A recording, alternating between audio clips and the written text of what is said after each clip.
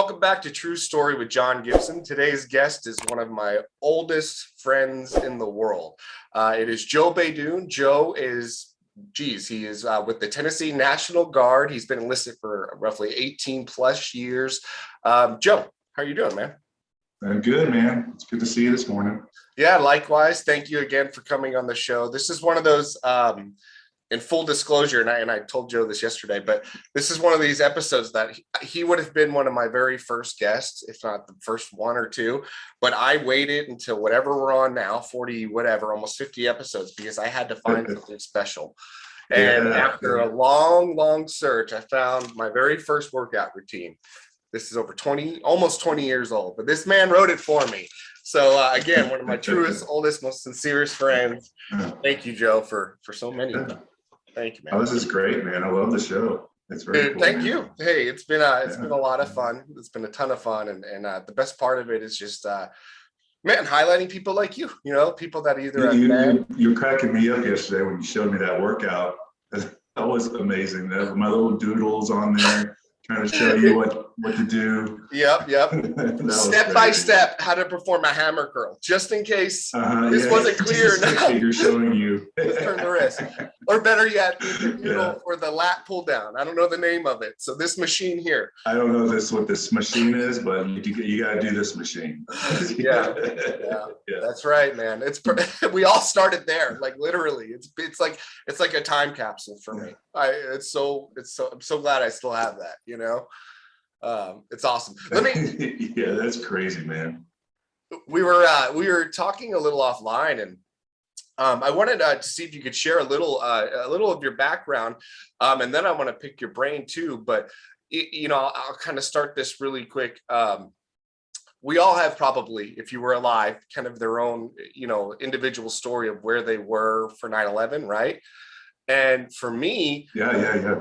You're like a part of that story. We were in school together, and I swear at least one of the classes was Mr. Bolt's U.S. history. I hope I'm not making that up or misremembering, but I just remember, hearing about the attack, seeing the plane hit the second tower, and then just being in a daze kind of the rest of the day. But one of my most vivid memories, along with those things, are seeing you and guys like Tyler Russell, other people I grew up with, immediately have a sense of patriotism, and they were going, "I'm enlisting," and then it happened, and it actually happened, Yeah. In a bunch of guys. Were we outside? Were we outside one of those classrooms? Yes. Portables. 100%. Yeah, we were in one. So they were exactly right. Yeah. So they were doing some construction in the school, and they had some temporary portals that we had classes in.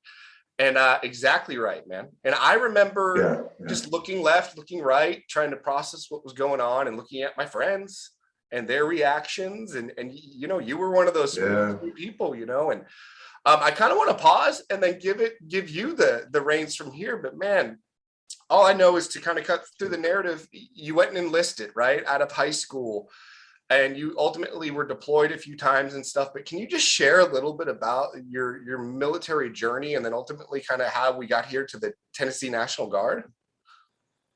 Yeah. Okay, so like you said, we're outdoors in one of those portables. I could remember that it could have been a history class, it could have been some, but I remember one of those pull-in TVs, those big box TVs they would have. Yeah. And they were showing it on all the TVs within the school.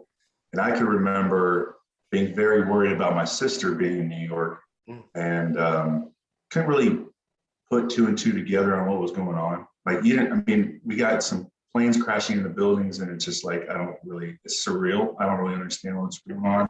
Totally. And so just like yourself, you're just kind of numb to it. And so I swear, like the bell rings, we go to other classes, and they start making announcements, and they're saying, if you need to go or make a phone call, and I'm trying to get a phone so I can call my parents or call New York, where my sister is. And at that point, I guess it's right after that. Yeah, there's like, how there's recruiters in the lunchroom. We still do that today. We still set up a table, and because I'm recruiting now, so we set a table in the lunchrooms to talk to kids going in and out. Well, there's a Marine in his blues, and I talked to him, we become friends because that's one of their things. You know, you have to relate to the kids, hang out with the kids. We'd go to like the tire swing over at the lake or by the river. He'd come out with us. He'd hang out with all of us, and that's just their way of trying to get more people in and relate to us. So yeah, I ended up trying to join the Marine Corps, and I had an ACL tear from football. Right. And yeah, so I had to get surgery, and then I had to get surgery again to get the bolt taken out because you can't have it while you're in. And I had to go through some waivers, but after about a year in Western Kentucky University, I finally got to go to boot camp. So I went to Marine Corps boot camp. So the funny thing is when I signed up, I signed for the reserves. The reserves are in Nashville. And so the recruiter was just telling my dad, hey, he's not going to go to war. He's going to go, he's going to college. So don't worry about it. I went straight to war. I was about to say, wait, that's not how I remember that. Yeah. I went from boot camp to California for infantry training school. And then I went straight to Iraq, to Fallujah, Iraq in 2004. So that was an experience. And my unit went back in 2007.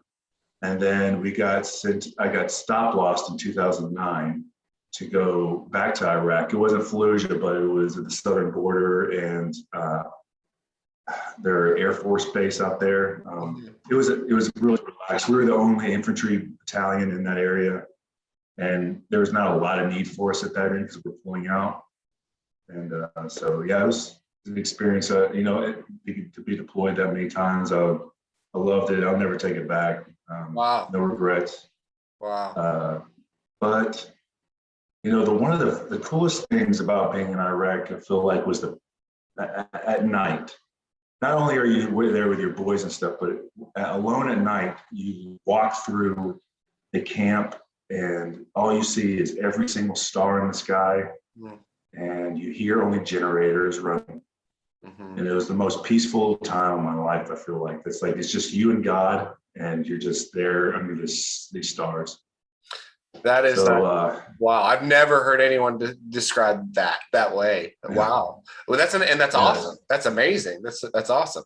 Sorry to interrupt you. Go ahead.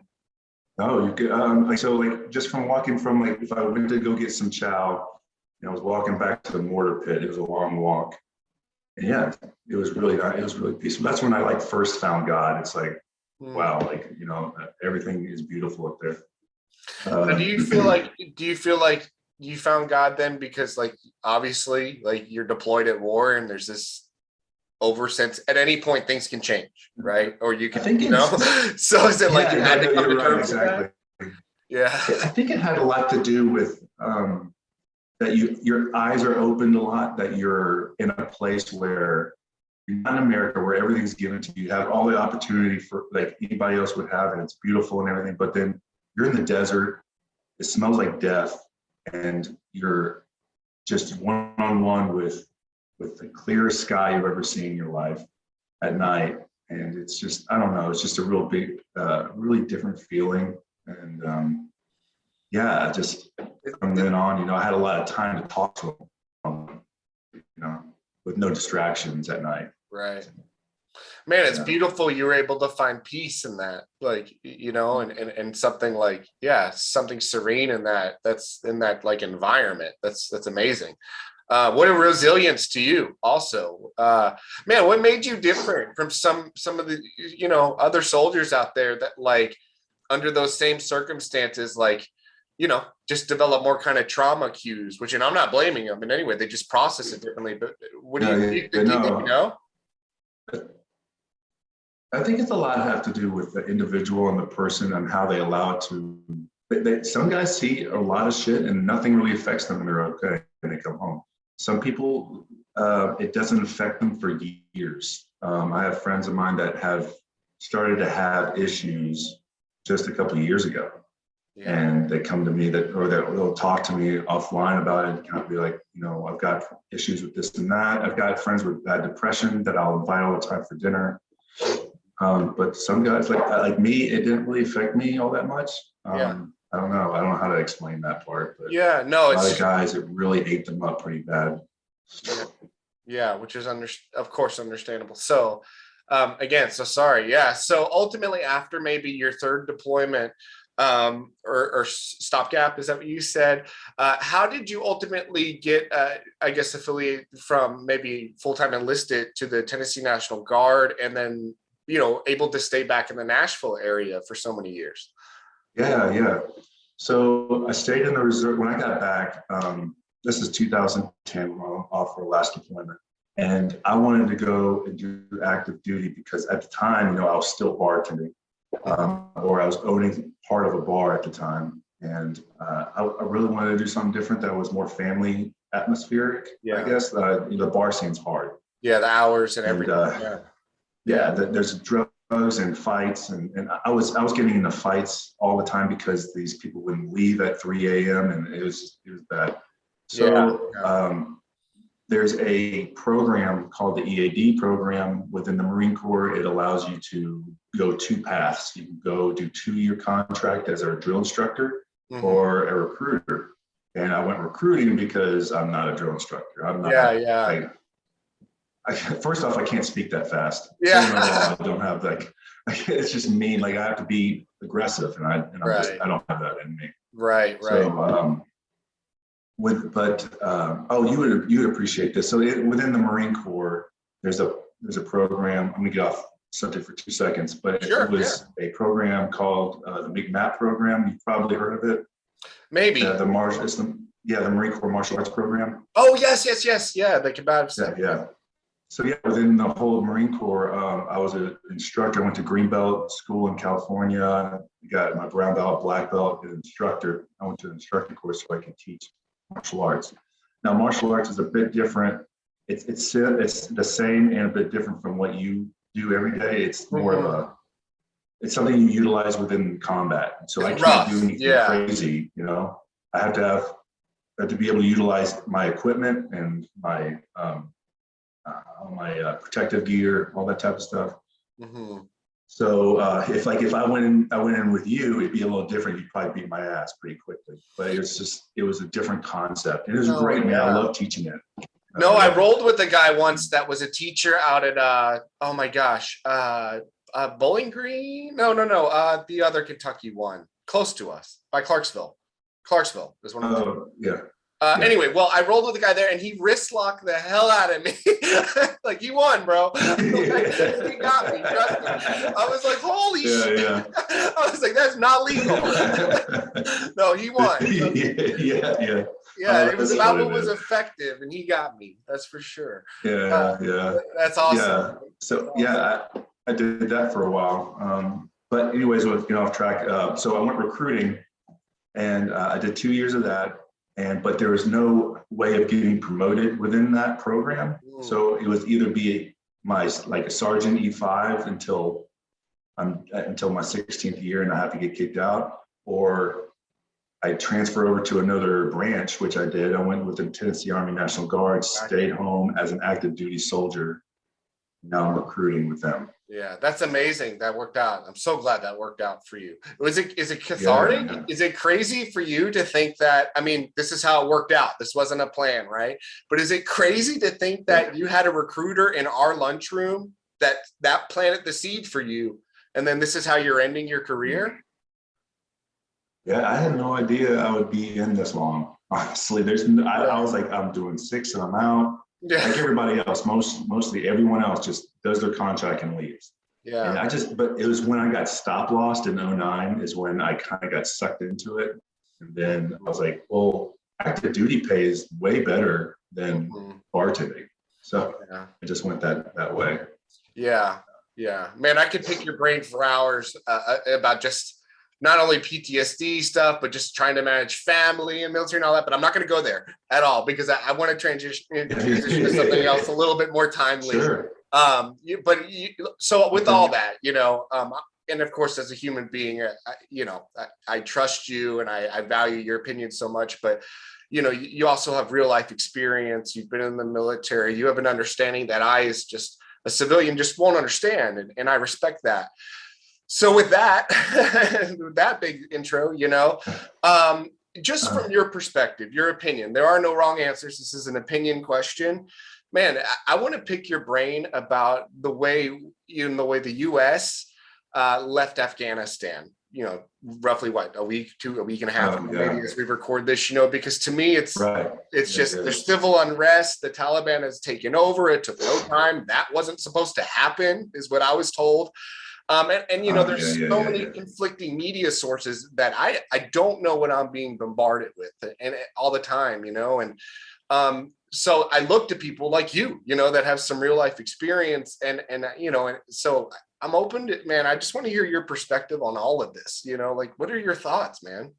Sure. I do. I appreciate that. But so I've never been to Afghanistan, which I don't think matters.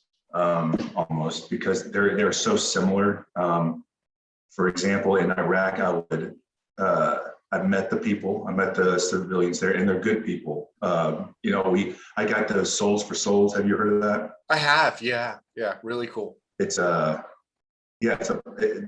donate shoes. Yeah, the nonprofit. So I got I got about 16 giant boxes full of shoes sent out to Iraq to give to these people, and you go to their little town, and they would all come over and grab shoes and they love that. They're good people. Yeah. So it breaks your heart to see what happened just recently. I don't think there's anybody that disagrees with this. I don't think anyone disagrees we should have left. Okay, we're about done. It was the transition that was awful.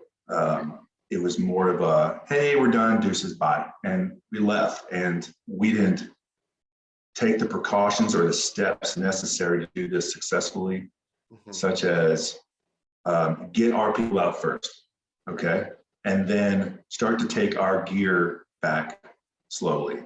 And then I know we were supposed to leave some gear there for the Afghans. We left like 1,200 vehicles, 500,000 weapons. It was unbelievable. I don't have the numbers in front of me from what I've seen, but it's an astronomical amount. Right. And so, we just did it wrong. And I think that really hurts veterans that died and lost limbs and went through trauma there, and that's going to live with them forever. And I've gotten a lot of letters from that I've seen from the Commandant of the Marine Corps, higher ups that have kind of tried to throw out what their opinions on everything was, and they're basically saying, hey, relax, it was worth it, we did a great job, you did your job, that type of stuff. But it still hurts to know that we just pulled out and we just gave everything back to the Taliban. The Taliban is probably going to create their own country, it seems like, because the Afghanistans weren't strong enough to keep that area. Right. There's a video that's going around of a Marine grabbing a baby. You seen that? No. Okay, so we're on top of a wall. We're there trying to help people get out, help find Americans that still have passports. And these people are giving up their children, and Marines are taking their babies. And if that makes you think, because I have children, you have children. Yes. Yeah. That I couldn't imagine to be in that kind of a desperate state to give my child up to somebody. Right, to a stranger. And, this must we allow that to happen, Yeah, and in the other countries like England, the UK, the Germany, they're like literally pissed off at us, and I'm reading articles all the time about how upset they are about what we just did and how we played it out, and we did it right. And I could go on, me, I could go on about the administration we have right now. Sure. But so it blows me away that. Do you have, if I were to ask you, and again, no wrong answer, this is a theory, this is less of an opinion, even more of just a theory. But if you had to guess, what happens? What happens to Afghanistan? What happens there? I mean, does it just become a total dictatorship underneath this terrorist group? I mean, what happens, do you think? Well, if you can imagine, we gave the Taliban a base, a ton of weaponry, vehicles, the helicopters. All I mean, of course, they don't know how to freaking fly a helicopter. They won't. But they have, and tons of money. We left them billions of dollars. So what they could do is just strengthen their numbers. They could strengthen their army right now. They're all partying right now, excited and happy. They feel like they won, which basically they did. And they're going to be able to take back whatever they want and do what they want. Now they have peace agreements with us and with other countries right now for us to go in and get our people and leave. But that doesn't mean that they're not going to continue to do what they believe in. They're already out there hurting people if they don't fall into their Sharia law. I saw we've created a monster. Right.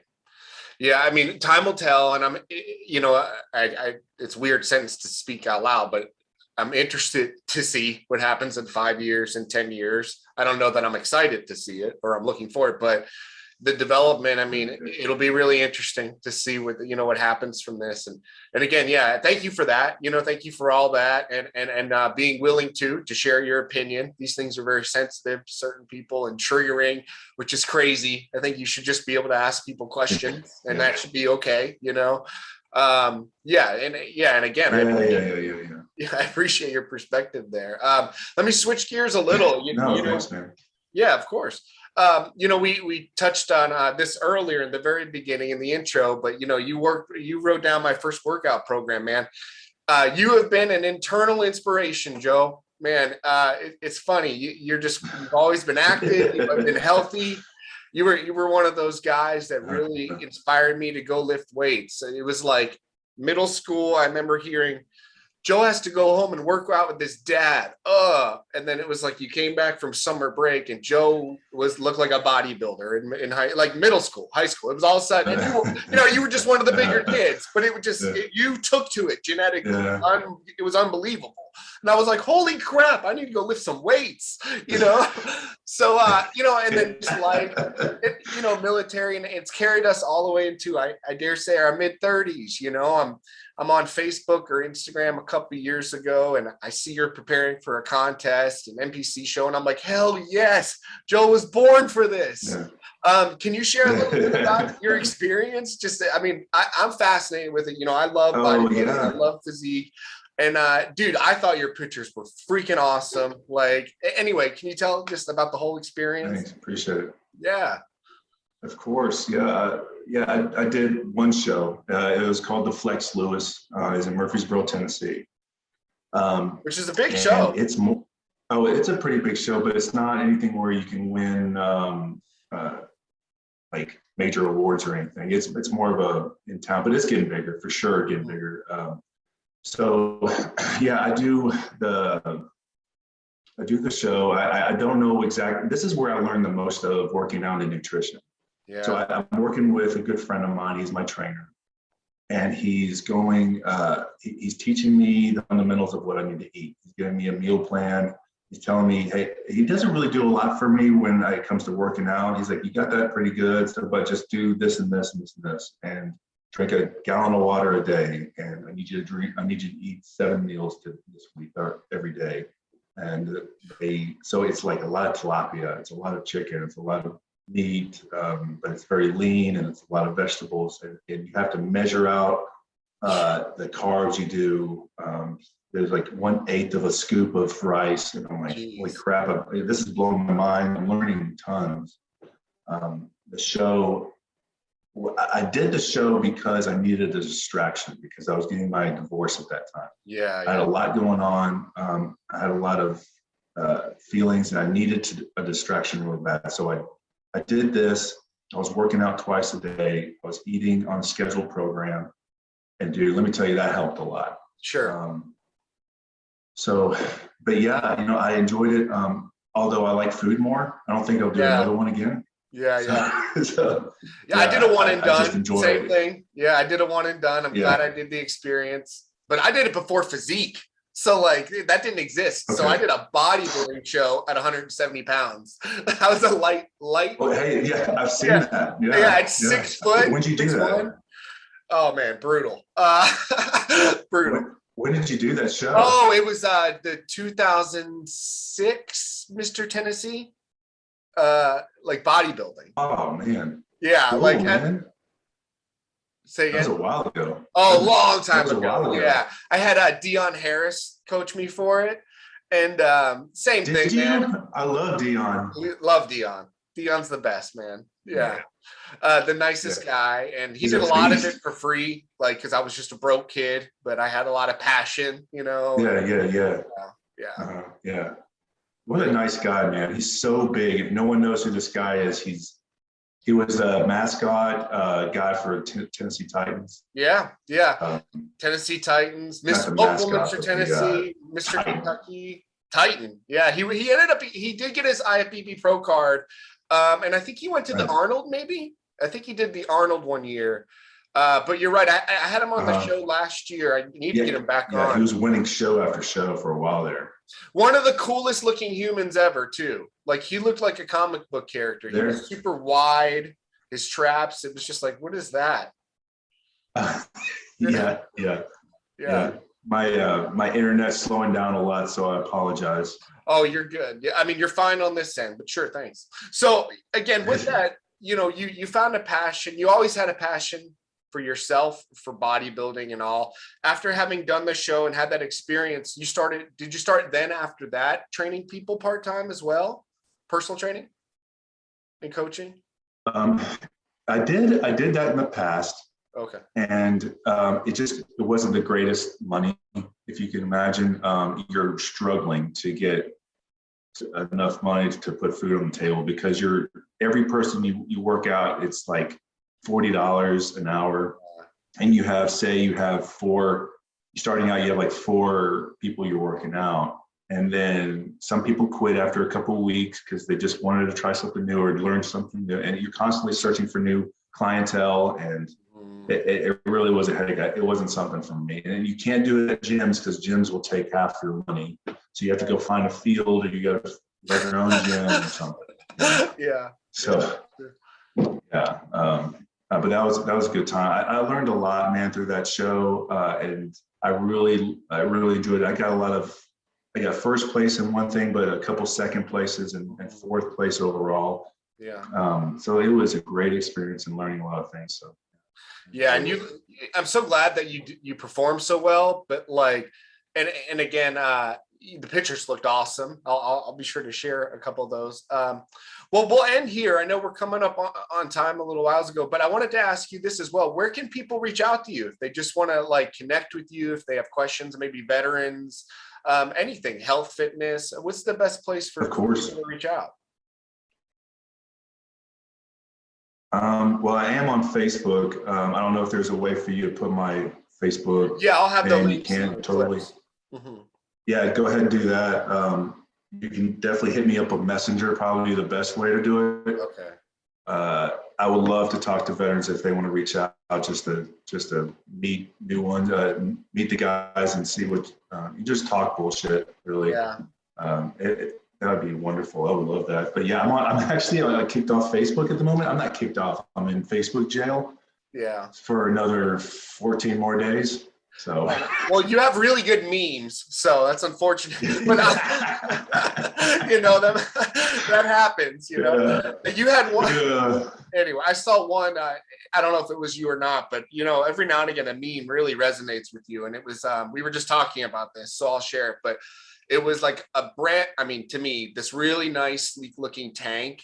And then a bunch of what appeared to be Afghan or I'll say Taliban terrorists climbing over it as if it was like a jungle gym and they're celebrating, having at this tank, right? Yeah. And but it's like clearly parked and not running and whatever, but they're just like sort of celebrating over it. And I looked at it and I was like, haha, and I laughed and I was like, oh, but this is sad. Like the reality of it's actually sad, but it's nice to find some humor in this, man.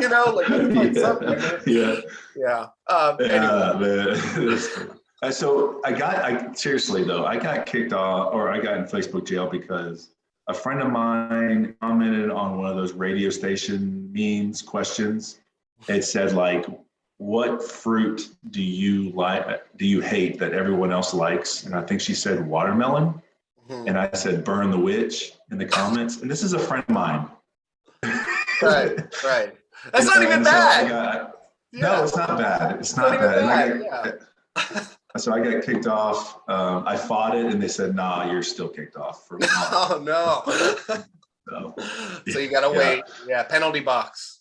Yeah. Penalty box for a while. All right, my man. Well, I'll include the link, everybody. It'll be up soon enough for sure. Joe, man, thank you again. This was such a pleasure. And if you have free time in the future, I'd love to have you back. Yeah, no, thank you, John, man. This is amazing. Thank you so much. You're doing great. Thanks, buddy. Thanks, Joe. Man, thank you again, everybody. This is True Story with John Gibson. Today's guest, Joe Badoon.